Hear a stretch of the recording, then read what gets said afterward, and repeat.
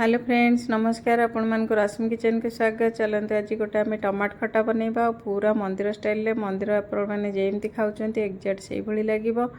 आपण मैंने स्किप न करके निश्चय देखंतु। आ तापै मु नेछि टमाटो काउ खजूरी काजू किशमिश गुड़। चलते गोटे पैन बसै नेबा। पैन गरम हो गला पर दे देली गोटे चम्मच घी ता संगे जीरा और टिके हेंगु दे देबा। से टिके फुटी गला पर एठी मु कुटिक रखिथिबा टिके अदा मध्य दे देली। अदा टिके हे गला पर एठी भुर्संग पत्र दे देबा। देकी ताको म एठी 4टा टमाटो मध्य पतला पतला काटिक रखतिली ताको दे देछि।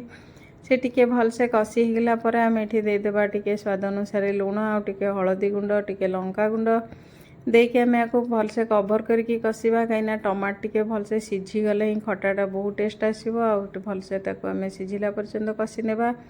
तापर ये मुझे काजू किशमिश आउ टिके खजूरी देछि देकी ताको टिके कसी देला पर एठी गुड़ दे देछि। आपण मैंने चाहे चीनी रे भी बनई पारे। मुझे गुड़ देकी बनई आ गुड़ देकी कसी देला पर याको घोड़े की टिके कसिले से पूरा पानी बाहर की सीझीजिवो। तापर आम देदेबा ये जीरा लंका गुंड देकी ताको भल से एमती मिक्स कर नेबा। आ देखंतु केते सुंदर हेछि टमाटो खट्टा। आको आम गरम गरम अरुआ भात संगे सर्व करबा बहुत टेस्ट लागिबो।